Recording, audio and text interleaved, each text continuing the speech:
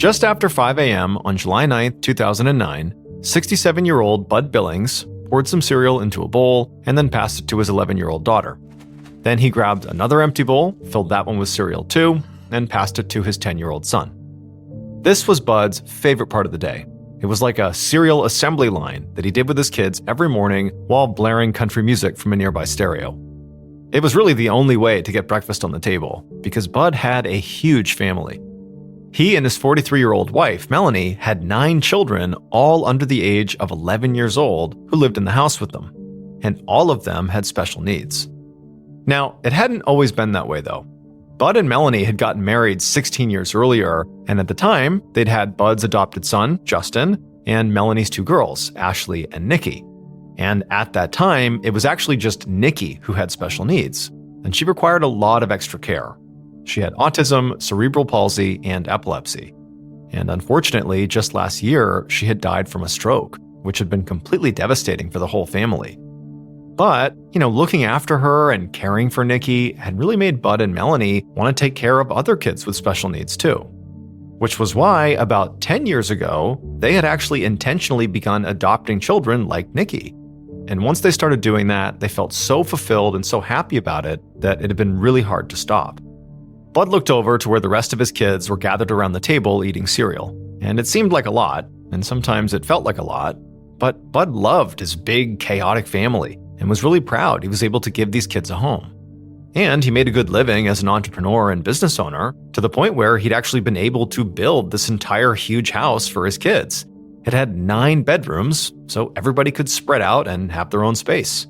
And outside, they had a big fenced-in area with a whole setup, a slide, a swing, big trampoline. Now, the home was technically on the highway, but the driveway was so long, they couldn't even hear the cars. Plus, the town of Beulah, Florida, where they lived, was really remote anyway, and there weren't a lot of people around to even be driving on the highway. All that's to say, this big old house on the highway felt more like their own personal little fortress, especially when you consider the fact that Bud had an extensive surveillance system. He had a bunch of cameras inside and around the property to keep an eye on all the kids and make sure everybody was accounted for. And so Bud filled up the last cereal bowl and went over to the table, where his wife, Melanie, was busy breaking up a fight between their 2 youngest. Bud watched her very calmly end the argument without ever raising her voice, which was sort of typical of Mel. She was the most patient person he had ever met. As Bud sat down at the table, the phone rang, and Melanie got up to get it. Bud could hear the happiness in his wife's voice as she answered, so he guessed it had to be Ashley. Melanie's oldest daughter, Ashley, was 26 now, but she still called home at least a few times a day. Which, Bud didn't mind, but it did sort of make him a bit jealous.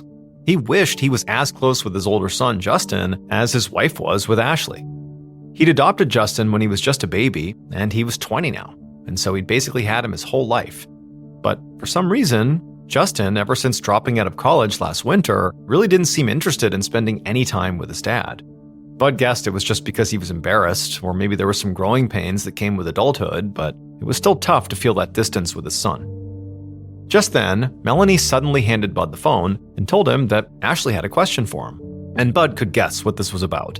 He owned an auto business and financing center, and Ashley had taken it over a few years ago so that Bud could slow down and spend more time with the kids. But he still helped her with problems as they came up. So Bud took the phone and asked her what was up, and sure enough, it was an issue about the business. And so Bud listened carefully as she described some billing issue that he did have an easy fix for, and then after they were done, they hung up and they both went about their day. Later that day, around 4 p.m., Bud went upstairs to his home office. The summer heat had finally broken, so he had spent most of the day outside with his kids. But their 37-year-old neighbor, April Spencer, was now downstairs helping Melanie out with all the kids, which meant Bud could finally break away and go get some work done. Even though Bud was basically retired, he'd been an entrepreneur all his life, and it felt sort of unnatural to completely stop working. So he'd sort of started a side hustle, financing used car lots. He also invested in other businesses, but he was picky about who he got involved with. Recently, he was approached about investing in a local karate company, but he had to back out because he wasn't really sure it could be profitable. Plus, the owner, Patrick Gonzalez, was friends with a man whose name was Cab Tice, and Bud hated Cab Tice. Now, Bud was a nice guy with a very clear soft spot for kids, but when it came to business, he never let people get the best of him. And Cab Tice had tried. Bud and Cab used to be partners, but then Cab had stolen a bunch of money from Bud. And the way Bud had handled it was to basically confront Cab almost every day, calling him all the time and demanding he pay him back. And so, on this particular afternoon, Bud decided he would call Cab again and demand his money again. So he dialed Cab's number, and he let it ring until it went to voicemail, which was not a surprise because Cab really never answered. Bud decided not to leave a message. Instead, he just hung up and made a few more calls to some associates at his car lots. It was around 5 p.m. when Bud went back downstairs to find his wife Melanie and his neighbor April in the kitchen, making some mac and cheese for the kids' dinner. April actually lived on their property in a trailer and was basically part of their family. Melanie and Bud had known her for 10 years at this point. She was also a registered nurse, so she was a huge help with their kids, who all basically had health issues. When Bud got down there, he thanked April and told her she could head back home now. He was ready to step back in. So they all said their goodbyes, and then the next 2 hours were just a blur of bath time and bedtime. Then it was lights out for the kids right at 7 p.m. Once the kids were in bed, Melanie went to clean up the kitchen, while Bud settled down in the living room and turned on the TV. And as he sank into the couch, he let himself feel the exhaustion of the day. He loved his life, and he was ready to do this all over again tomorrow. But still, he was tired.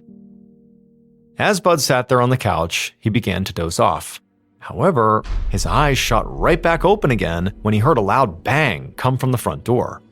Instinctively, he leapt up, having no idea what was happening, but all he could hear were these loud, pounding footsteps charging through the house, headed straight towards him. 20 minutes later, around 7:30 p.m., Bud and Melanie's neighbor, April Spencer, made dinner in her trailer and got ready to relax for the night. And she'd just taken a plate out of her microwave when she heard a child's voice outside yelling. April was more confused than alarmed. I mean, it was typical to hear the kids next door, but usually, at this point, they were all in bed, asleep. And then before she could investigate, someone started banging on her trailer door and screaming for help. April rushed over and swung it open to see the Billings' 11-year-old daughter standing on her trailer steps, sobbing. She then mumbled through panicked tears that something bad had happened in her house. Seconds later, April sprinted towards the Billings home, which was only a short distance from her trailer. And when she got there, the front door was already open. She hurried inside to find the house very still and quiet, except for the sound of someone sobbing upstairs. She could tell it was one of the kids, and immediately she called up to them that everything was okay, she was here. But then April saw something that made her stop mid-sentence. On the floor of the hallway, just outside the living room, was a trail of blood. April gasped and started to panic when she realized the trail led to Bud and Melanie's first-floor bedroom, but she forced herself to slowly follow the blood and push open that bedroom door. And when she saw what was inside, she had to bite her lip to keep from screaming. She staggered backwards away from the room, then ran to call 911.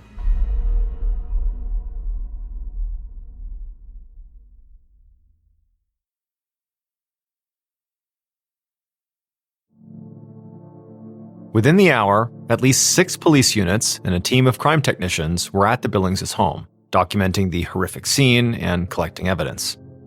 Deputy Robert Guy climbed out of his cruiser in front of the house. So far, he'd been told that the homeowners, Bud and Melanie Billings, had been found shot to death inside of their bedroom. And before even stepping 1 foot inside of this house, Guy already had a theory. So he had been with the Escambia County Sheriff's Department for 6 years, and in his experience, when a couple was found dead at their home, it was always a murder-suicide. But even if that was what happened here, Guy had never worked a case like this before, because he'd also been told that 9 young children lived inside of this home, and they were actually in the house during this shooting. They had all been found hiding around the house during the initial police sweep, and they were now standing outside by a police cruiser wrapped up in blankets. There was an adult woman standing with them, and Guy could see that all of them, the woman included, were either sobbing or staring off into space, clearly in shock. Guy felt this wave of sympathy come over him. These kids were too young to go through something like this, and so the more time he could give them to process, the better. So instead of speaking to them first and forcing them to sort of confront what had just happened, he decided his first move would just be to go into the crime scene and have a look around. Guy headed towards the house and entered through the front door. And the first thing he noticed was there was a big boot print on the wood of the door, and the sides of the door were all splintered. This door clearly had been kicked open. And so seeing that told Guy that his murder-suicide theory likely couldn't be true. Someone else had forced their way into this home and committed this crime. Guy asked a tech to take a photo of the door. Then he went inside to do an initial walkthrough of the first floor. There was some blood in the front hallway, and even more of it soaked into the living room carpet, where there was also a bullet hole in the floor. So at least part of this attack must have happened here. Guy then headed to the primary bedroom where he'd been told the bodies were. And the first thing he noticed in there was that there was a lot of blood soaking into the carpet, and there were also a bunch of shell casings on the ground. Bud's body lay at the foot of the bed face down, and when Guy approached, he could see that Bud had been shot multiple times, including at least once in the head, and he also had a zip tie on his left wrist, and so clearly at some point, the killer must have tried to restrain him.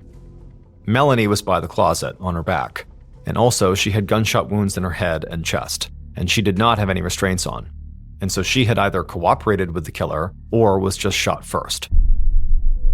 After looking at Melanie, Guy's eyes moved over to the closet right nearby, and it was wide open, and he saw inside the closet there was a very clear square impression in the carpet on the floor. It looked like something very big and heavy had been removed from that spot, possibly by the killer. And so this gave Guy a new theory. If something had been stolen from this room, that suggested this was a robbery, and maybe Melanie and Bud had just gotten in the way. So Guy left the bedroom to do a full walkthrough of the whole house, including the upstairs, with this theory in mind. However, he didn't actually see anything else that pointed to a looting or a robbery. Big-ticket electronics and jewelry were still in the house, and so was a safe that was upstairs, which of course could mean his new theory that this was a robbery was wrong. Or it could mean this was a robbery, but the robber had only been looking for something specific that they knew was in this house. Like, for example, whatever that heavy square object was that had been at some point sitting in the closet in the bedroom that left that impression in the carpet. He really wanted to know what had been in there. So he figured now was the time to go outside and actually speak to the kids.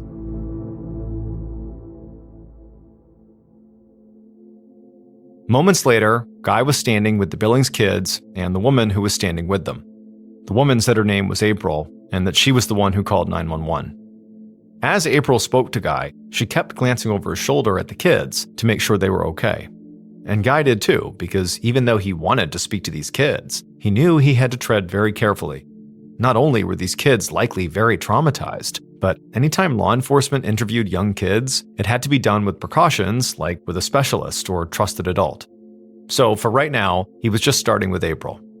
Her voice shook as she explained how one of the Billings' daughters had come to her trailer and then also what she had actually seen when she went inside their home. April said she lived on the property, but she hadn't seen or heard anything strange before going over there.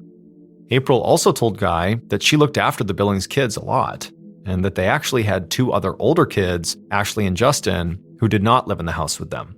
And so she gave Guy their numbers and said somebody was going to have to call them and let them know what happened. Guy immediately headed over to some officers and asked one of them to get in touch with Ashley and Justin, not only just to notify them, because that was obviously necessary, but also because these two likely could have critical information about this case. And in a domestic murder like this one, loved ones were always the first people Guy looked at as potential suspects. Just then, Guy turned and saw a flash of headlights coming down the driveway, and soon a car pulled up and a young couple jumped out. The woman was frantic and headed right for the kids. When some officers tried to stop her, she shouted that her name was Ashley and those were her siblings. Guy rushed over, and she said again to him who she was, and also that the man she was with was her husband, whose name was Blue. Then she breathlessly explained why she was there. She called the home earlier, and the kids answered, screaming that Mom and Dad were shot. She had been the one who told them to go to April's. She had also called her brother, Justin, who was on his way too. But she said she still didn't know. Were her parents okay? Had they really been shot? As gently as he could, Guy told her what happened, and he watched as Ashley collapsed in Blue's arms. A few minutes later, after Ashley had hugged the kids and calmed down enough to speak, Guy pulled her aside to ask her a few questions. She was still having a hard time catching her breath by this point, but she managed to explain their family situation. Melanie was her mom, and Bud was Justin's dad, and the other kids were their adopted siblings who were adopted by Melanie and Bud. And so Guy let Ashley talk about her parents and her siblings for a few minutes, and then at some point, he asked her the question that had been bothering him. Did Melanie or Bud keep anything valuable in their bedroom closet? Ashley looked confused, and then said, her parents had a safe in there, but inside of it was just documents and some sentimental pieces of jewelry, nothing financially valuable. She said they did have another safe that was upstairs, and that one had a lot of cash in it, maybe around like $200,000. Guy hurried to write this down, and as he did, it just didn't make any sense to him that this killer potentially had taken a safe from the first floor that had nothing valuable inside of it, but then left the safe upstairs that potentially was full of money. But Guy wasn't really confused, it was more like he was excited, because now he was thinking the killer must have inadvertently taken the wrong safe. And so if this was true, it meant that whoever did this knew enough about this family to know that Bud and Melanie did have a safe. But the killer apparently didn't know enough to know that there were actually two safes in the house, one with money and one without. So, very likely this meant the killer was, somewhat close to the family, but not that close. Which made it unlikely that Ashley and her husband Blue, Ashley's brother Justin, and even April the neighbor were suspects. However, before Guy was going to eliminate anyone, he really needed to speak to the kids. So he asked Ashley if she would help him do that.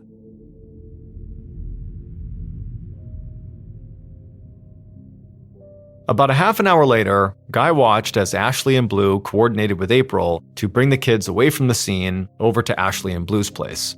By this point, neighbors had gathered outside and everybody was just standing there watching the scene in total shock.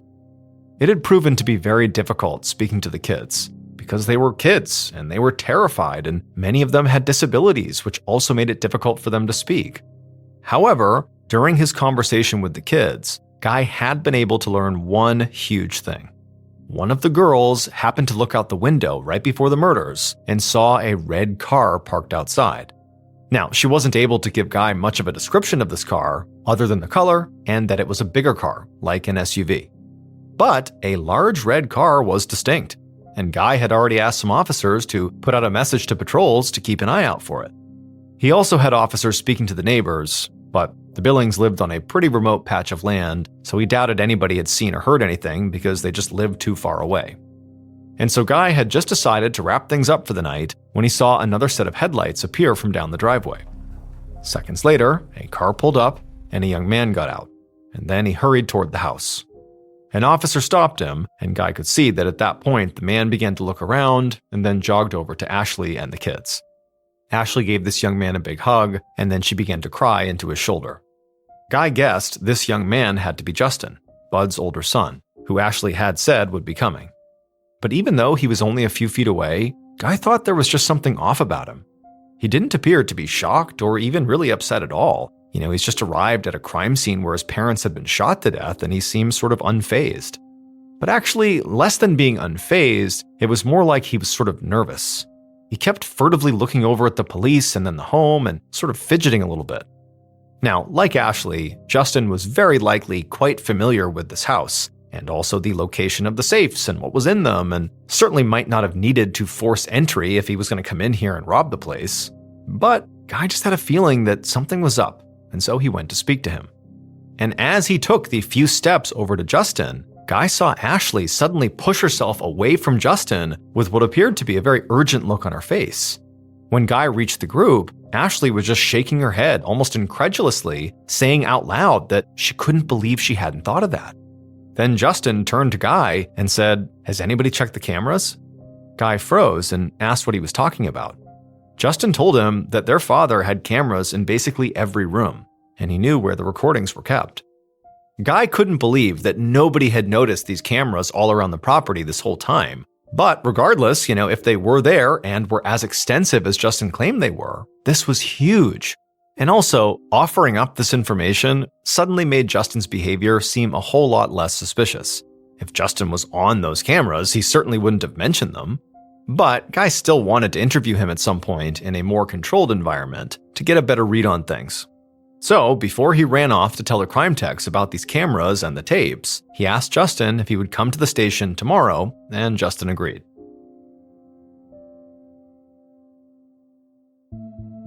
Around 8 p.m. the following day, Guy was sitting in his office staring at his desk phone. And he was feeling really antsy because his case had taken a huge turn in the last few hours. And now he was waiting on a call that he hoped would be the first step in wrapping this thing up. He still didn't have the surveillance footage, which would take a while. There were 16 cameras located on the property, and crime techs were still going through all the tapes. They also hadn't found any fingerprints at the crime scene either. However, they had used the bullets and the shell casings from the scene to figure out that the murder weapon, the gun that was used to kill Melanie and Bud, was a 9mm. It was information Guy could later use to connect to suspects. Guy had interviewed Justin earlier that day, and even though the 20-year-old had still acted way too casual for someone whose parents had just been violently murdered, Guy didn't think he was actually a solid suspect. For one, there was no motive. Even though Justin admitted that he and his dad were not on great terms at this point, he didn't seem angry with his dad. He also had an alibi.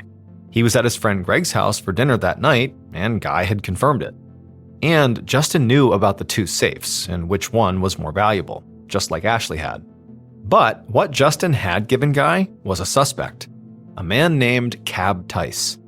Cab used to be Bud's partner, but then he apparently stole from Bud's business, and Justin said he had actually seen his dad and Cab arguing over this money, and how Cab still had not paid Bud back.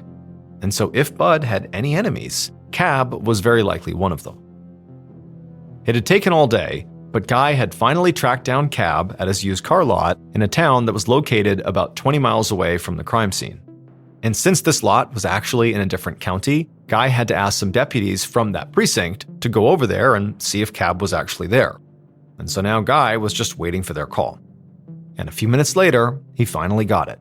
One of the deputies rang him up and said they were at Cab's, and Guy would never believe what they found him doing in the back of the parking lot. He was cleaning out a red SUV. Within the hour, the deputies brought Cab to the station. Now, they couldn't bring the red SUV in or even search it because Cab had not given permission. So Guy would have to see what he could learn from Cab himself. And as soon as Guy sat down across the table from Cab, he instantly knew, Cab Tice was the kind of guy who always had an answer for everything, like the red car. Cab said he was cleaning it because he was going to sell it tomorrow, which sounded way too convenient. But Guy let it slide. And instead, he asked about Cab's relationship with Bud. And to Guy's surprise, Cab launched into a tirade. He said he hated Bud. Everybody did. Because Bud nickel and dimed everybody he did business with, even though he was rich. And it was common knowledge he literally carried around a briefcase full of money, like 20 grand, whenever he was doing business deals. And so Cab told Guy about all these people Bud had screwed over, like him and his friend Patrick, who had been relying on Bud to invest in that karate company before Bud apparently pulled out over profitability. And then at some point, Cab said if he was being honest, Bud probably deserved to get murdered. Guy couldn't believe what he was hearing. I mean, Cab had just admitted to despising a murder victim, and also he admitted to knowing that this same murder victim kept cash in his house. So the next thing he asked Cab for was an alibi. But Cab had an answer for that too. He said he was over at this other used car lot meeting about a potential business deal, and he said that lot was about an hour and a half away from the Billings' home, and he gave Guy the number for the people he had been with when he was over there so Guy could call and confirm it. And Guy just got up and left the room to do just that. And like Cab said, his business partners confirmed he really was there during the time Melanie and Bud were killed. And so when Guy hung up the phone, he was frustrated. He had felt sure that Cab had to be involved, but there just was not enough evidence to keep him here. So Guy headed back towards the interrogation room to tell Cab he could go home, but before he got there, he noticed one of his detectives running down the hallway towards him. And when he got to Guy, the detective told him that after looking through hours and hours of footage from the Billings' house, they had found something that Guy needed to see. Late on July 10th, over 24 hours after Bud and Melanie Billings were murdered, Guy and another detective sat in front of a TV in silence, watching footage from the Billings' home surveillance system. The shot they were looking at was from an outdoor camera, and it showed a red vehicle pulling up to the home around 7 p.m. Now, the license plates were covered, but Guy could tell this vehicle was not the same one Cab Tice was caught cleaning. The vehicles were both red, but this, in the video, was a passenger van, not an SUV like the one Cab had. And so this, along with Cab's alibi, meant they had virtually no evidence that Cab was the killer. But Guy quickly forgot about Cab, because what he saw next on this video shocked him. 5 people wearing all black, gloves, masks, and carrying guns jumped out of the red van. They immediately split up and without hesitation ran to different points outside of the home. And then the footage inside the house showed these intruders entering from 3 places: a bedroom slider door and a back utility door, both of which must have been unlocked because none of those were forced open, and then of course the front door, which was kicked in. They all stormed into the living room where Bud was watching TV and where Melanie soon appeared. There was no sound, but Guy could see them talk to Bud before one of them shot the floor. After that, some of them zip-tied Bud's wrists, and then the one who fired at the floor then shot Bud in each of his legs. And then after that, they dragged the couple down the hallway to what Guy assumed was the bedroom, where they disappeared. And unfortunately, there were not any cameras in the bedroom. Shortly after that, Guy saw on some outdoor footage the 5 intruders reappearing, leaving the house now with a safe, and then they drove away in the van.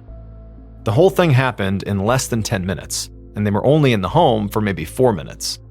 After watching this footage, Guy just leaned back in his chair, feeling completely stunned.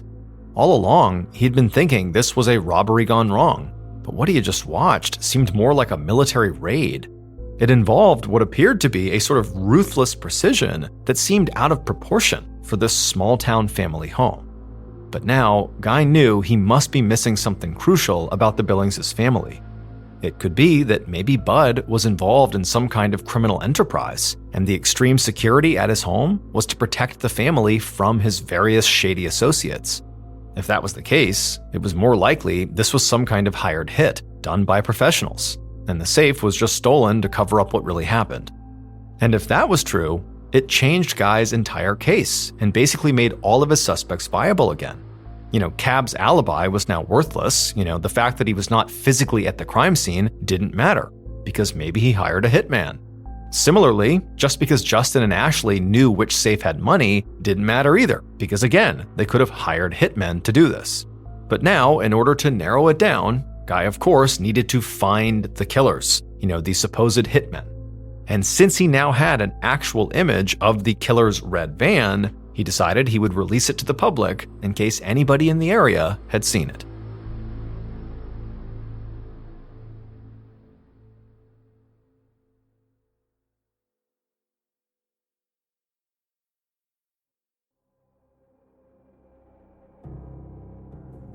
The next morning, Guy was at his desk drinking some coffee. He'd just released the image of the red van to the public, and now he was just waiting for local tips to come in. In the meantime, he'd also been looking into other areas of Bud and Melanie's life to see if there was anything that explained the apparent trained team of assassins that stormed their home. And he found out that Bud used to work in the strip club scene, and he was known as a local investor for businesses in the area. But Guy didn't see how any of that connected to the murders yet. And all of his initial suspects, who he'd just put back on the table, were off of it again. He'd learned that Cab Tice was basically homeless and living at the used car lots that he worked at, which certainly gave him a motive for robbing and killing Bud, but no means. Because if Cab was broke, it was unlikely he could have afforded one hitman, let alone 5 well-trained hitmen. And then as for Ashley and Justin, even if, that safe had been stolen as a decoy, to show that it couldn't have been them because, they knew where the money was, well, there was still no clear motivation for either of them wanting their parents dead. Guy knew that Ashley had taken over operations for Bud's business, and so, perhaps she wanted the whole business to herself. But with her parents' death, it meant that she, sort of by default, would become in charge of her 9 siblings, which was going to be a lot of work and stress, and so Guy wasn't really sure that that trade-off made any sense. As for Justin, he just didn't seem like he had enough anger to want Bud or Melanie dead. Plus, he was the one that literally pointed out to Guy that there were cameras all over the house. and so it was doubtful he would send hitmen to a home he knew was littered with surveillance cameras, only to tip the police off to go look at the camera footage. But just then, an officer poked his head into Guy's office and told him that a woman had just called the tip line, and she believed she had actually seen that red van in her neighbor's backyard. An hour later, Guy, along with another detective, stood in the backyard of a home in Pensacola, Florida, located about 15 miles away from the Billings' home. This house belonged to the neighbors of that woman who had called their tip line. Basically, they were at the house where presumably this red van was located. A couple lived at this house together, but right now, only a woman was home, and she gave the detectives permission to go look around the property. And sure enough, in the back, the detectives found a red passenger van parked behind a shed. The van was missing its license plate, and also there were all these patches of black spray paint all over it, like somebody had been trying to alter its appearance. At some point, the other detective wandered away from the van and began walking around, and then a minute later, he yelled to Guy to come over and look at something. And so Guy jogged over, and he saw there was this burned out fire pit right in the backyard, and when Guy looked inside of it, his jaw dropped.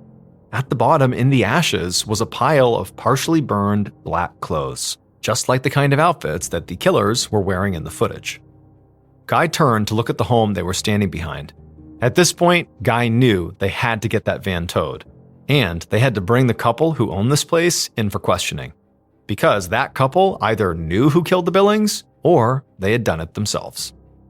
It would be a few hours before Guy finally spoke to the husband of the woman who had let them into the backyard. And when he did, that man told him everything.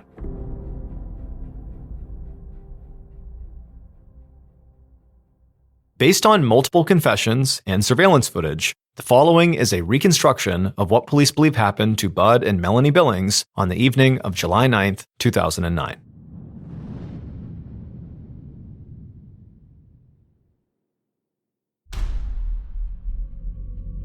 Around 7 p.m., the killers stormed into the Billings' home.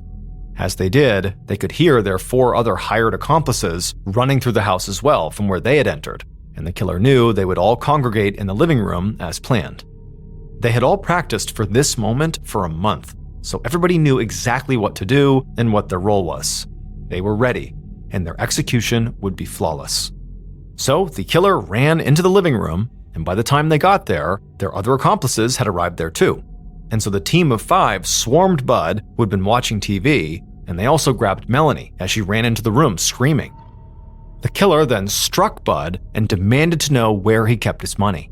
But Bud said he didn't have any, which the killer knew was a lie. Because it was practically common knowledge that Bud kept a lot of money in his home. That was why Bud had so much security and lived in the middle of nowhere to protect his money. And so the killer was not going to let Bud lie his way out of this. And so they pulled out their gun and fired a warning shot right into the floor. That way Bud and Melanie knew they were serious. Bud flinched, but when the killer asked the same question about the money, Bud still said he didn't have any. And that's when the killer became enraged. They coldly ordered their accomplices to tie Bud up. And then once he was, the killer walked over and shot Bud in the leg.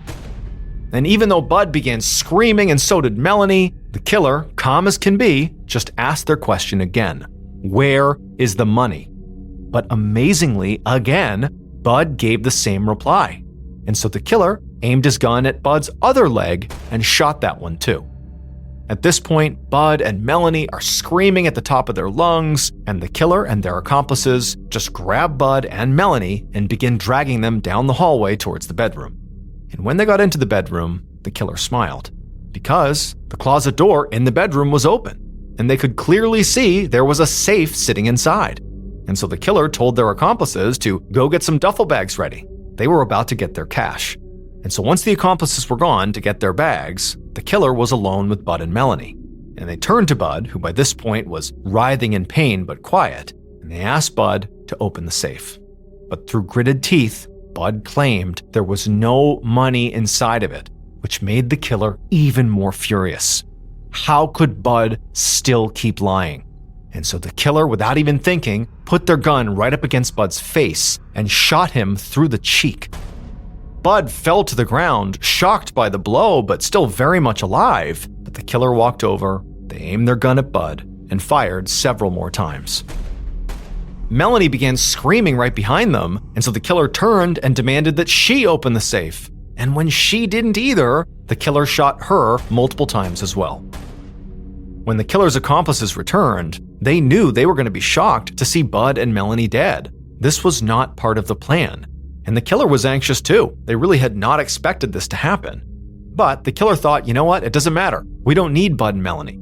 They could just take the safe and break it open later.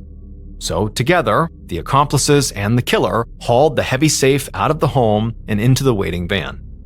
10 minutes after they'd arrived, the killer and their accomplices drove back down the Billings' long driveway, eventually returning to their father's home, where they parked the van out back and burned all the clothes that they had worn during the attack. Finally, after all that, the killer went home. And as they were driving, they thought about the safe that they had stolen, and how relieved they were that finally they had some money for their business.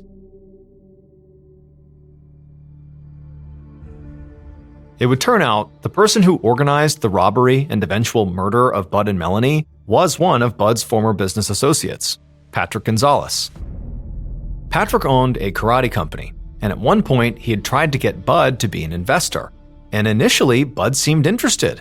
And for a moment, Patrick felt like all his financial problems were about to go away because here comes Bud with all his cash. But then Bud backed out, citing, lack of profitability. And after that, the karate business failed. And so suddenly, Patrick was desperate for cash and simultaneously feeling very burned by Bud. And like everyone who did business with Bud, they assumed that Bud was very rich. Patrick knew Bud had a huge house, and also he had this state-of-the-art security system, sort of reinforcing the idea that, behind the walls of this home, there was great wealth. In reality, the reason Bud had a big house and had the security system was just for his kids. He'd worked hard to build them this big, safe house. But to Patrick, he was convinced Bud had potentially millions of dollars stored in that home, and he was going to get it. So, before the murders, Patrick asked his father, Leonard Gonzalez, and a group of men he knew from working at a mechanic shop to help him rob the Billings. And under Patrick's guidance, using his self-defense knowledge, the group trained for a month to pull off what they thought would be a very smooth, efficient heist. Killing the Billings was never a part of the plan. It was just about taking the money that Patrick had convinced them all was going to be in this house. However, Patrick had become enraged once he had confronted Bud and felt like Bud was lying to him and further, insulting him, and so he had killed the couple. And so after Guy and his team found the van at Patrick's father's house, police brought the father, Leonard, in for questioning, and very quickly, he turned his son in. Patrick Gonzalez was convicted on 2 counts of first-degree murder and was sentenced to death. As for his father, Leonard Gonzalez, he received 2 17-and-a-half-year sentences, and the other accomplices involved in the attack got between 22 years and life. While this is just speculation, it's believed that the reason Bud and Melanie did not give up the code to that safe is because they knew in doing that, the killer and the accomplices would see there really was no cash in there, and they wouldn't stop until they searched the whole house and found their cash. And they knew that their cash was actually located upstairs in the second safe where their children were. And so very likely, Bud and Melanie essentially died, ensuring that these intruders never went upstairs and so did not harm their kids. As for the 9 kids, they were raised by Ashley and her husband Blue, who eventually moved into the Billings' home. On January 16, 1984, 43-year-old Kay Schwarz sat down to dinner with her 51-year-old husband Bob and their kids, Larry and Annie. The kitchen of their split-level home had a window that looked out into the backyard, and they could all see snow falling outside. The Schwartz's neighborhood in Cape St. Clair, Maryland, a suburb of Annapolis, was quiet and secluded, but the snow made it feel even quieter and further away from the rest of the world than usual. And Bob worried that if the weather got any worse, he might have trouble driving into work the following day. But then he heard Kay starting to pray, so he looked away from the window and bowed his head. Kay finished her short prayer, and then the rest of the family said Amen, and then they all started eating. Dinner time with the family was always Kay's favorite part of the day. Ever since she was young, she dreamed of having a close-knit family that sat down together every night to share a meal and talk about how their days had gone. And now, Kay's dream had come true. She watched as her 17-year-old son Larry and her 9-year-old daughter Annie dug into their dinner, and she looked over at Bob and smiled. Bob took a drink and then smiled back. Dinner with the family was his favorite time too, because just like Kay, he'd always wanted to have a house full of kids. In fact, it was Kay and Bob's shared love of family that had first drawn them to each other when they met in graduate school at the University of Maryland 16 years earlier. At least that's what they told all of their friends. The truth was, the first thing that had drawn Bob to Kay was her looks. The first time he saw her in one of the campus parking lots, he couldn't stop staring. Kay was 5 foot 10 inches tall with long legs and a long neck, her brown hair was cropped short, and she had a perfect smile. Bob thought she looked like a model. And Bob, generally speaking, did not have the confidence to talk to women who looked like models. He was short and stocky, and he'd lost most of his hair in his early 20s, which had always made him a little insecure, but once he'd seen Kay, he couldn't stop thinking about her.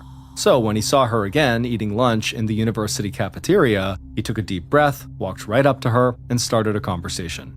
And Bob would always be happy that he'd taken that risk, because he and Kay had hit it off immediately and discovered they had a lot in common. They were both devoutly religious, they believed education was the key to success, and they put their love of family above all else. And so, soon after that first meeting, they were spending as much time together as they could. And within a few months, they were already planning their future together. But not long after they'd gotten married, Kay learned that she was not capable of having children of her own. This made her feel like a failure, like she was letting Bob down, and that their dream of having a big, happy family would now never come true. But after Kay and Bob spent time talking and praying together, they started to look at this seemingly bad news as a sort of gift. They decided that if they couldn't have kids of their own, they would adopt and provide a loving home for children who had never been fortunate enough to have families of their own. So, in 1973, they adopted Larry when he was 6 years old. And when Larry arrived, he felt like he was the luckiest kid in the world. He had spent his childhood in and out of foster care and never felt like he had parents, but now Kay and Bob had taken him in, and he was sure he had found his forever home. And Larry was everything Kay and Bob could have hoped for in a son. He was sweet, polite, fun to be around, and he even enjoyed going to church with his parents. Larry's adoption was such a success that pretty much right away, Kay and Bob began talking about adopting more children. And 6 years after Larry joined the family, Kay and Bob adopted Annie from South Korea when she was 4 years old. Annie, like Larry, was just incredible to be around from the moment she arrived at their home. Her smile was infectious, and she was smart, curious, and always happy. Bob and Kay adored Annie, and Larry made it his mission to be the best big brother he could possibly be to his new sister. So, back in the present, in 1984, while Kay ate her dinner with her family that night, she was very happy with how her life as a mother had gone so far. But, deep down, she couldn't help but feel a sense of loss, because there was one empty chair at the dinner table where Kay and Bob's third adopted child used to sit. Less than 2 years after Kay and Bob had adopted Larry, and about 4 years before they adopted Annie, they adopted another boy named Michael. At the time, Michael was 8 years old, about 6 months older than Larry, and Kay and Bob hoped the two boys would become fast friends and soon grow into devoted brothers. But Michael struggled to adapt to his new life. His birth parents had abandoned him when he was an infant, and by the time he was adopted by Kay and Bob, he'd already lived in 6 different foster homes and developed a serious distrust of authority figures. And as a result, Michael clashed with his adoptive father, Bob, right away. Mainly because Bob could be strict, especially when it came to school. And when Michael struggled in school, Bob would yell at him and ground him, and this would cause Michael to act out. And while Kay wasn't as strict as Bob, she was still a high school teacher, and she took education very seriously. So she couldn't understand why Michael didn't even seem to care about his grades. But when she tried to talk to him about it, he would get frustrated with her, and before long, they'd be shouting at each other. From the beginning, things between Michael and his new parents just didn't seem to be working out. And when Annie joined the family in late 1978, the Michael situation got much worse. Michael accused Bob and Kay of loving Annie more than they loved him. And Michael just seemed to go out of his way to start arguments with his parents, which made life very challenging for everyone in that house, especially Larry, because all Larry wanted was for everyone to be happy and to get along. And so, when Michael fought with Kay and Bob, Larry would try to talk Michael down and keep the peace. But Larry, who was sweet and soft-spoken, rarely had any luck calming Michael down, or getting his parents to go easier on Michael. It was like both sides were unwilling to compromise on any issue. As Michael got older, the arguments between him and his parents became more frequent and more heated. And when Michael became a teenager, he started getting in trouble at school for fighting, and when he got home from school, he would yell and scream at his parents almost every day. Around this time, Kay and Bob started to feel like they had totally lost control of their second son. Then, on a night in 1980, when Michael was 14 years old, the tension between he and his parents reached a breaking point. That night, Michael had asked Kay and Bob if he could go hang out with some of his friends, but they had told him no, that he needed to stay home and do his schoolwork. Michael was furious, and after screaming at his parents, he just snuck out of the house and met up with his friends. But when he got home later that night, Kay and Bob were waiting for him by the front door, and they told him that they had had enough of his bad behavior and that he was not allowed to come back inside. And they didn't just mean for that night. They meant forever. They were disowning him. The following day, Kay and Bob contacted social services, and Michael was taken away and sent to a reform school, which is an institution where youth offenders are sent as an alternative to prison. Kay felt absolutely terrible about this decision, but with Michael now gone, at least Larry and Annie would hopefully have a happier, healthier, and less disruptive home. Now sitting at the kitchen table, staring at Michael's empty seat, Kay tried to remind herself that that decision she and her husband had made a few years earlier had been the only decision they could have made.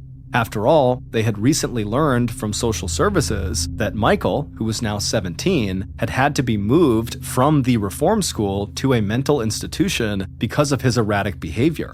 And so, at least to Kay and Bob, this only seemed to prove that Michael would not have worked out long-term in their family.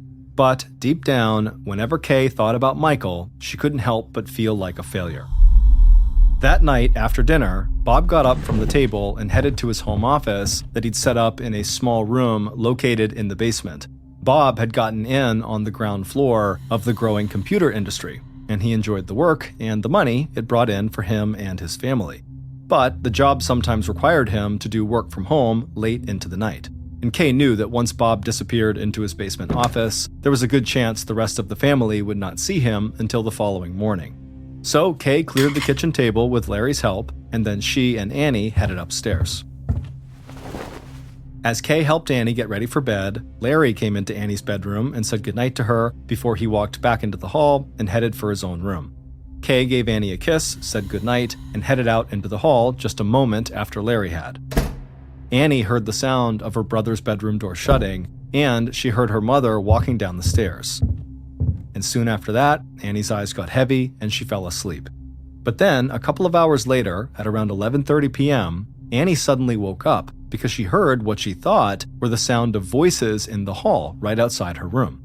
So Annie rubbed her eyes, climbed out of bed, and stumbled to her door, still half asleep. But when she opened her door, she realized the voices were not coming from the hallway, they were coming from downstairs. And the voices she heard were not people talking, but rather people screaming. Annie took a step into the hall, and instantly the screaming stopped. But Annie was still very worried and wanted to know what was going on, so she slowly walked downstairs, but when she got down there, the first floor was quiet and deserted. And as she stood there looking around in the dark, she suddenly thought she heard something outside the house. So she walked through the living room to a sliding glass door that looked out into the backyard where she heard the sound. And the moonlight, it was bouncing off the snow and created just enough light for Annie to get a good look at the backyard. And what she saw out there terrified her. In fact, Annie, after seeing it, she would turn and run back upstairs, dive into her bed, and pull the covers up over her head. And as she lay there, she told herself that this could not be real, that this had to be a bad dream. The following morning, Annie woke up and the house felt cold and quiet.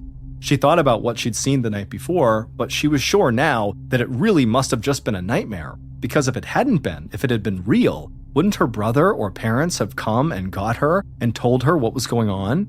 Feeling somewhat reassured by this thought, Annie got out of bed and walked into the hall. She called out for her parents, but no one answered, so Annie walked downstairs to see where people were. But when she didn't see or hear anyone on the first floor, she started to get scared. So Annie ran back up the stairs to Larry's room, she opened the door, and she found him asleep in his bed. She shook him awake, and when he rolled over, she told him that she couldn't find their parents.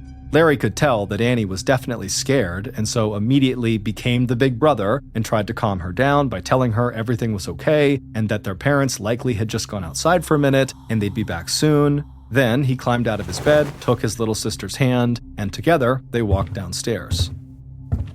But when they got downstairs, Larry happened to look out the kitchen window into the backyard, and when he did, he stopped moving. He pressed his face against the glass and squinted to get a clear view of the yard, and when he did, his eyes went wide, and he instinctively reached over and covered Annie's eyes with his hand so she couldn't see what he was seeing. Then he picked his sister up and he ran to the phone to call 911. And as he ran, neither he nor Annie seemed to notice the red drops all over everything. A 31-year-old detective from the Anne of Arundel County Police, named Gary Barr, arrived at the neat little home in the quiet suburban neighborhood, and right away, the officers who'd already responded to Larry's frantic 911 call led the detective into the family's backyard. And when Detective Barr got out there and saw the scene, he just stopped and stared. Like Larry, the detective had a hard time processing what was in front of him. Detective Barr was a former Marine, and he'd seen some gruesome things during his time in the military, but he'd never seen anything like this. The ground in front of him, about 10 feet away from the sliding glass door at the back of the house, was covered in a dark red slush, from where massive amounts of blood had mixed with the snow overnight. And just beyond the bloody slush, a few feet ahead of him, he saw a dead body partially covered in fresh snow. The detective took a deep breath of cold air, then slowly circled around the blood-soaked part of the yard and approached the body. The body belonged to Kay Schwarz. She was lying face down in the snow, her neck was covered in blood, and she was completely naked except for having a sock on one of her feet. Barr directed a few members of his team to remain in the backyard to take photos of Kay's body and to further investigate the area. Then he walked through the backyard to the open sliding glass door that led into the house. And on that glass door, Detective Barr saw part of a bloody palm print that the officers who'd first arrived on the scene had discovered as well. Barr knew the print was a significant clue, but at the time, in order to learn anything from the print, the police would have to send samples to the FBI forensics lab in Washington, D.C., because the FBI had the technology to run the appropriate tests. Detective Barr spoke with other officers nearby to confirm that the samples would be sent off quickly to DC, but Barr knew even if they got sent today, it would be weeks before they would hear anything from the FBI.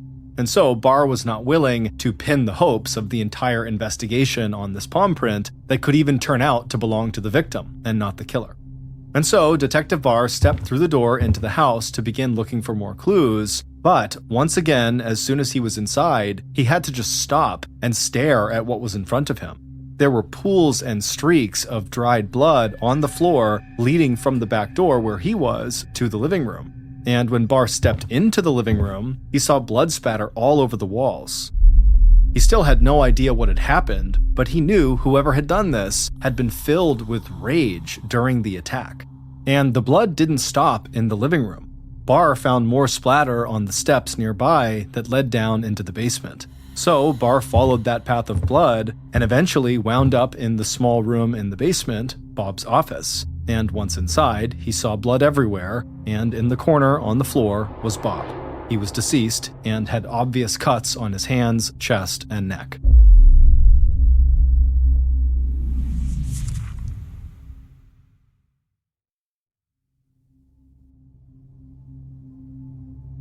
As members of the investigation team photographed and searched Bob's office, Detective Barr wandered back through the house and then walked out the front door. He hoped the cold air outside would help clear his head. He He was in shock at what he'd seen inside the house because things like this just didn't happen in safe, quiet neighborhoods in Cape St. Clair. Barr stood there just breathing in the fresh air for a minute, and then he walked across the street towards one of the Schwartz's neighbors' houses. When Barr had arrived at the crime scene, he'd told one of his officers to take Larry and Annie to this neighbor's house and to wait for him there. And so when Barr walked inside that neighbor's house, the officer was there with the two kids. Larry was wearing a pajama shirt, jeans, and high-top sneakers, and Annie was in a long nightshirt. As Barr approached the children, he saw Larry holding Annie's hand, gently consoling her. Larry was a relatively small and skinny kid, but it was clear to Barr that Larry was trying to act big and strong for his sister's sake. Barr walked up to the kids, and he first turned to Larry, and in a calm voice, he asked the child if he had noticed anything unusual the night before. Larry apologized and said he couldn't be much help. He told the detective that he'd gone to his room not long after dinner, looked at some notes from his Spanish class, and then went to bed. He didn't hear or see anything until the following morning when he and his sister had gone downstairs together to look for their parents, and that's when Larry had looked out the window and seen his mother in the snow and dialed 911. Then, without Barr asking, Annie suddenly lifted up her head and said that she had seen something the night before. Barr immediately crouched down to get to Annie's eye level and then asked her what she had seen. Annie told him that she'd woken up in the middle of the night because she thought people were talking outside of her room. But then, when she went into the hall, she heard screaming coming from downstairs. When the screaming suddenly stopped, she went downstairs to see what was going on, but when she got there, it was all quiet. Then she told the detective that she thought she had heard something outside, so she whipped around and looked out the door that opened into the backyard, and that was when she saw the terrifying thing that sent her running back up to her room and under her covers. Annie said she'd seen a very tall man with dark curly hair slowly walking away from their house. As she said this, Barr noticed Larry's eyes go wide, and then the boy started shaking his head.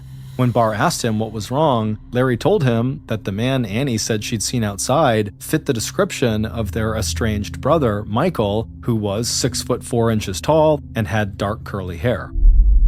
Detective Barr didn't know what to say. These poor kids who had finally found a safe and loving home with their adoptive parents had just lost that family and their new lives in a single day. Barr smiled at Annie and Larry and thanked them for their help. Then, leaving them there with the neighbors and the other officer who had brought them there, Detective Barr walked back outside and headed back across the street to the Schwartz's house. As he walked, he knew one of his next moves would be to investigate his new primary suspect, Michael. Other than the bloody palm print, police had very little physical evidence from the scene of the crime. So, Barr and the other investigators began to question the Schwartz's friends, families, and other associates to learn everything they could about the family. And through those conversations, Barr would learn that not long before Michael had left the house for good 4 years earlier, his outbursts with Bob had gone from just screaming fights to physical fights. And some of the neighbors were willing to admit that they thought Bob had most likely hit Michael on several occasions. And Barr also learned from a family friend that Michael had threatened to kill Kay and Bob, and that he had allegedly said that all he'd have to do was grab a knife and stab them. Barr knew that the threat of murder made Michael, who was already the prime suspect, look even more guilty, but Barr quickly discovered a major problem with the theory that Michael was the killer. Because Michael, who resided in a state mental hospital for psychiatric evaluation, had apparently been at the hospital on the night of the murders, at least according to hospital records. But Barr wasn't willing to take those records at face value. He wanted to meet with Michael in person because Michael simply had too many red flags to ignore. And so, days after the murder, Detective Barr drove out to pay Michael a visit at the mental hospital, which was a little over 10 miles away from the Schwartz's house. When Barr arrived, a staff member from the hospital led him through the building, and Barr was horrified by the conditions he found. Screams from patients echoed from a large open room packed with beds. The floors and walls looked like they hadn't been cleaned in months, and Barr couldn't tell who, if anyone, was in charge of the place. He was also taken aback by how little security there seemed to be in the hospital. In fact, by the time he stepped into the room where he was supposed to meet Michael, he was convinced Michael could have easily slipped out of the hospital, made the relatively short trip to the Schwartz's house, carried out the murders, and made it back to the hospital without anyone on staff ever noticing. Barr took a seat in a metal chair across a metal table from Michael. The room they were in was cramped, and the fluorescent light overhead cast a sickly glow on the dirty white walls. But Barr didn't notice any of that, because from the moment he sat down, he was fixated on Michael's neck. There were several red marks on one side of Michael's long, muscular neck, and so Barr asked Michael if he had gotten those marks in a fight. But Michael just grinned and told the detective the marks were actually hickeys that he'd gotten while making out with a girl he knew. Barr smiled back and then proceeded to tell Michael about what happened to his former adoptive parents. And Michael didn't seem remotely fazed by this horrible news. He just sat there, calm as can be. But Detective Barr was experienced enough to know that Michael's reaction to what he was told was not necessarily proof of guilt or innocence. And so Barr began asking basic questions, starting with, where was Michael on the night Bob and Kay were killed, January 16th? And Michael's answer, which was delivered just as calmly as his reaction to the news about his former parents, was simple. He'd been right here in the hospital where the state of Maryland had put him. But Barr wasn't convinced Michael was being honest, so he leaned across the table, looked Michael right in the eyes, and pushed him to talk about his troubled relationship with his adoptive parents and the threats of violence he'd made against them in the past. Barr had hoped this approach might kind of rattle Michael and maybe get him to accidentally give something away, but this didn't happen. Michael stayed calm and stuck to his story. He had been at the hospital when they were killed, period. By the time Barr left the hospital, he was very frustrated. Between the hospital's obviously lax security and Michael's bizarre, nonchalant reaction and answers that he gave, it just seemed like Michael had to be lying, that he really had to be the killer. But without physical evidence from the crime scene or any kind of confession from Michael, Barr knew he was going to have to keep working to prove this theory. And not long after this initial meeting with Michael, Detective Barr's job got even harder. Because right after Barr left the mental hospital, Michael contacted a defense attorney who advised him not to speak with anyone from law enforcement about the murders of Kay and Bob Schwarz. And so, a couple of days later, when Barr tried to set up another meeting with Michael at the hospital, he was refused. Now, Barr felt like he was running out of options, because in addition to not being able to speak to his primary suspect, he was still waiting to hear back from the FBI with the results of the tests they'd run on the bloody palm print. So, feeling like he was at a dead end, Barr went back to the drawing board and tried to find any other leads that might help him discover exactly what had happened to Kay and Bob. While investigators had been questioning people who were close to Kay and Bob, they discovered that, like Barr, most of these people thought Michael was probably the killer. But there was one person who investigators spoke to that offered a tip that sent Barr's investigation in an entirely new direction. A friend of the family informed Barr that Bob had been a staunch anti-abortion activist and that he had spent significant amounts of time publicly protesting an abortion clinic in the area. And it turned out that Bob's protests had often turned aggressive, and he'd possibly made some enemies in the process. So Detective Barr did his job and tracked down people who worked at the clinic and some of Bob's fellow protesters. But as the days went by, he felt like this was all just a big distraction, and he didn't think this line of questioning was getting him any closer to solving the case. Because Detective Barr was sure that Michael must have at least been involved in the murders. So Barr abandoned the abortion clinic theory and decided to just basically wait for the FBI to send back the test results from the bloody print that had been found on the sliding glass door at the murder scene. And finally, in March of 1984, almost 2 months after Bob and Kay were murdered, the results arrived. And as Detective Barr expected, these test results would break the case wide open. However, the results would lead Detective Barr down a path he had not even considered during his initial investigation. Based on the test results from the FBI, evidence found at the scene of the crime, and interviews conducted throughout the investigation, here is a reconstruction of what police believe took place at the Schwarz home on the night Kay and Bob died, January 16th, 1984. At around 11:30 p.m. on January 16th, snow was on the ground outside the Schwarz home and the temperature was well below freezing.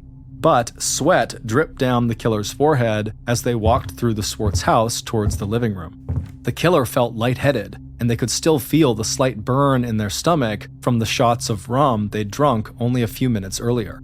The killer stopped a few feet from the living room, hidden in the shadows, and listened to the sound of the television. Then they poked their head around the corner and saw, in the glow of the TV, there was a woman wearing blue flannel pajamas, Kay, sitting in a black vinyl chair, watching the TV. In front of her was a small table with the remains of what looked like her late-night snack, an empty plate, a fork, and a sharp steak knife.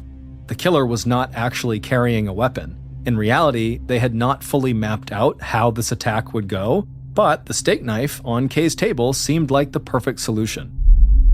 So the killer took a few steps into the living room, but then suddenly stopped. And as they looked at Kay sitting there peacefully watching TV, they started to have second thoughts about what they were about to do. But then the killer took a long, deep breath and told themselves this was the right move. And then they continued to walk through the living room towards Kay. The killer's footsteps caused the wooden floors to creak as they moved.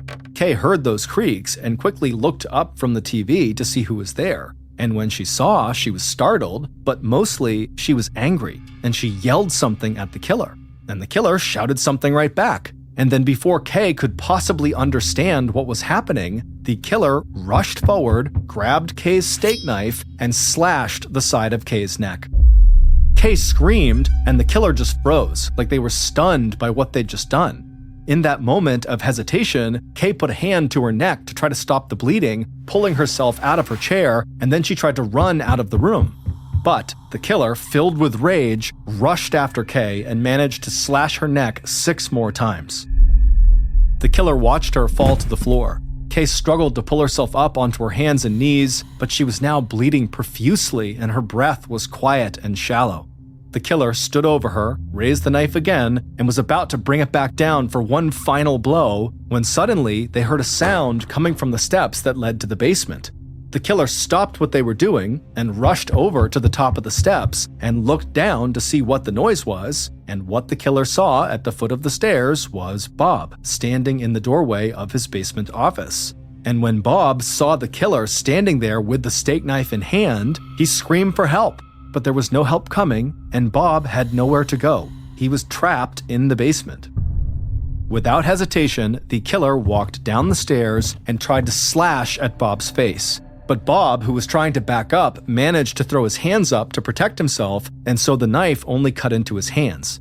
Bob managed to stumble back into his office, but the killer pursued, lunging at him again once inside and stabbing wildly at his neck. The strikes started to land, and before long Bob had fallen to the ground, at which point the killer stabbed him several more times in the chest before finally stopping and standing up. In total, Bob was stabbed 17 times, including blows that severed his left and right carotid arteries in his neck, which supply blood to the brain. Bob lay motionless on the floor of his office, with blood pooling all around him as he died. The killer stood there for a minute in a daze, gasping for breath and staring down at Bob's now dead body. But then the killer snapped out of it and remembered Kay might still be alive upstairs. So the killer ran out of Bob's office, back upstairs into the living room, and saw Kay was now gone. But the killer saw a path of blood on the floor that led out of the living room to the open sliding glass door that led to the backyard. Following the path of blood, the killer ran to the back of the house where they slammed their hand on that glass door, which is how the bloody print was left, and then the killer stepped outside. The killer could see their own breath in the cold night air, and they could feel the snow crunch under their shoes, but the adrenaline made their face and hands feel flushed and hot. Then, in the moonlight, the killer saw Kay slowly staggering through the yard, desperately trying to get away. Blood dripped from her neck and left dark red pools behind her in the snow. Kay tried to scream for help, but the cuts from the killer's knife had damaged her neck and throat, and so she couldn't make enough sound to be heard. As the killer watched Kay moving through the yard, the urge to cause her as much pain as possible suddenly took over. the killer looked around the yard and spotted a wood-splitting maul, which is like a sledgehammer with a sharp axe head, leaning against a pile of firewood. Then the killer slipped the knife into their jeans pocket, walked over and grabbed the maul with both hands, and then ran over to Kay. When the killer reached her, she was barely able to stand. The killer raised the wood-splitting maul and slammed it into the back of Kay's head. Her skull cracked, and then she crumpled to the ground. Even though Kay was now dead, the killer was not done with her. They wanted to humiliate her. So the killer stripped Kay naked except for one sock. But after the killer tossed Kay's pajamas to the ground, they suddenly started to panic. It was like, for the first time, they realized what they had just done.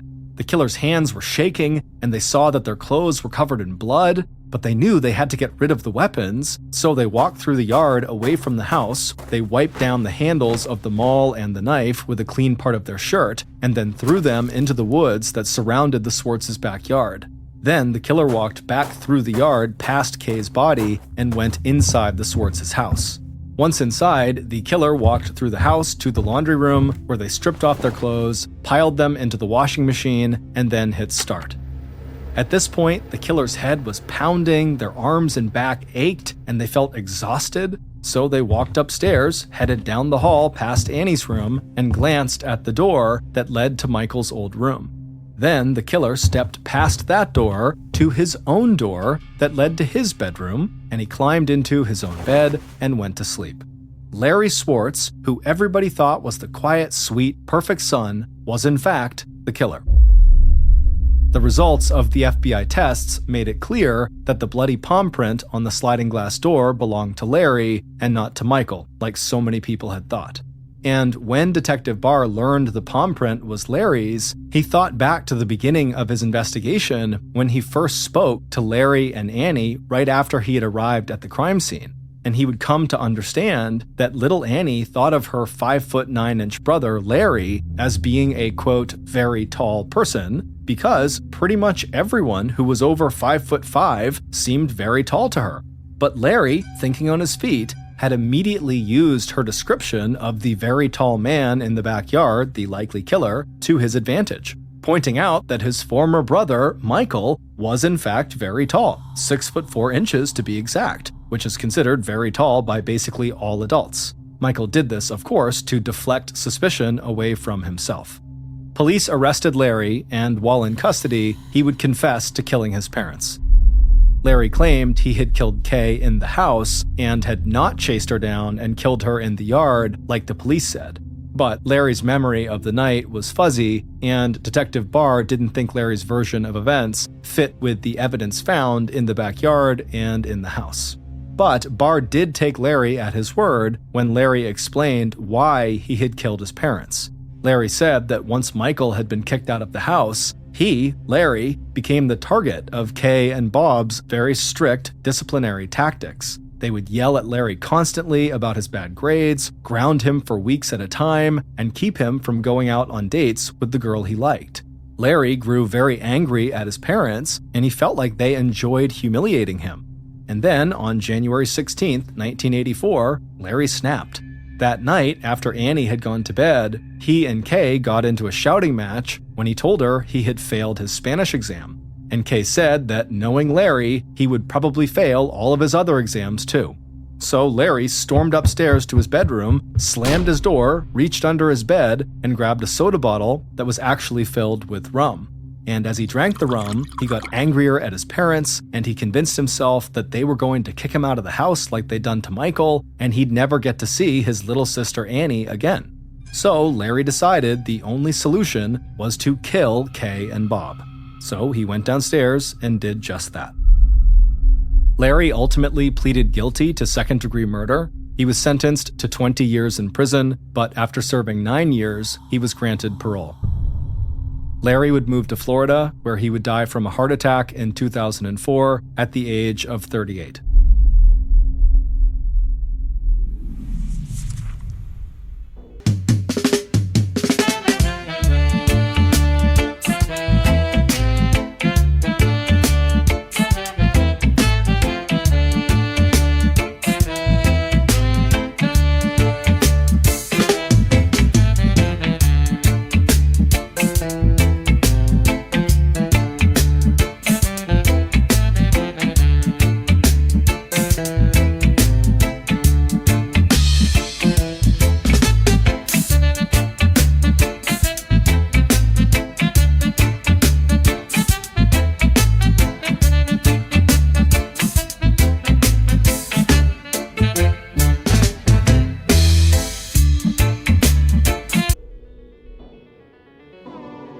Thank you for listening to the Mr. Ballin podcast. If you enjoyed today's story, be sure to check out our YouTube channel. It's just called Mr. Ballin, and we have hundreds and hundreds more stories on there, many of which are not available on this podcast.